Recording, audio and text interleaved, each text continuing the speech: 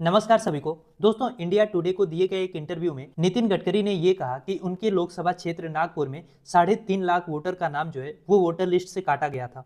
और उन्होंने ये दावा किया कि जितने भी नाम काटे गए थे उनमें से ज्यादातर उनके समर्थक थे। कई नाम तो उनके परिवार के लोगों के काट दिए गए थे।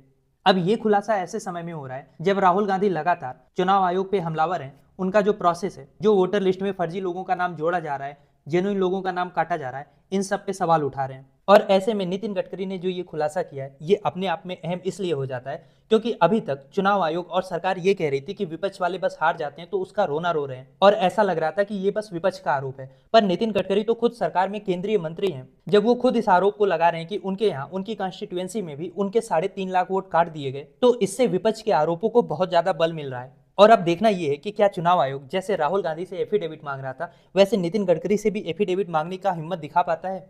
क्योंकि जो ये वोट चोरी का मामला है, ये अब एक पार्टी तक सीमित नहीं रह गया, केवल विपक्ष तक नहीं रह गया। और जहां तक बात है गडकरी की, तो आपको पता है नितिन गडकरी जो है वो भले ही मौजूदा सरकार में केंद्रीय मंत्री हैं, संघ में उनकी बहुत अच्छी पकड़ है, इस वजह से उनको हटाना बहुत मुश्किल है, लेकिन मौजूदा सरकार में खासकर मोदी शाह की जोड़ी से उनके संबंध उतने घनिष्ठ और उतने सॉफ्ट तो आप नहीं कह सकते हो। कई बार वो सरकार को क्रिटिसाइज भी करते हैं और कई बार उनको लोग मोदी के उत्तराधिकारी के रूप में, उनके रिप्लेसमेंट के रूप में भी देखते हैं।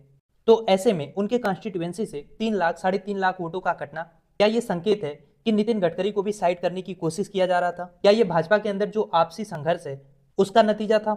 पर इन सारे सवालों से सबसे अहम सवाल ये है कि क्या जनता का वोट चोरी हो रहा है? क्योंकि अब जो आरोप है वो केवल एक जगह तक, एक नेता तक सीमित नहीं है। लोकसभा का चुनाव से लेके उसके बाद जितने भी विधानसभा के चुनाव हुए, सब पे सवाल उठ रहे हैं। पिछले वीडियो में मैंने आपको बताया था कि कैसे शरद पवार को 2 लोग महाराष्ट्र विधानसभा चुनाव में 160 सीटें मैनेज करने की गारंटी दे रहे थे। तो क्या ये मैनेजमेंट का खेल इतने बड़े स्तर पे हो गया कि लोग खुला घूम रहे हैं कि करोड़ों रुपए आप हमें दो, हम आपकी सरकार बना दे? क्या इसी दिन रात के लिए संविधान बनाने वालों ने चुनाव आयोग को इतना ज्यादा स्वायत्तता दी थी ताकि चुनाव आयोग को किसी के सामने दबना ना पड़े, झुकना ना पड़े? क्योंकि अंपायर का निष्पक्ष होना, बिना किसी दबाव का होना, ये बहुत जरूरी है। पर जिस तरीके के आरोप लगातार इलेक्शन कमीशन पे लग रहे हैं, अब इनकी कोई साख बची है या नहीं, ये बात आप कमेंट बॉक्स में बताओ।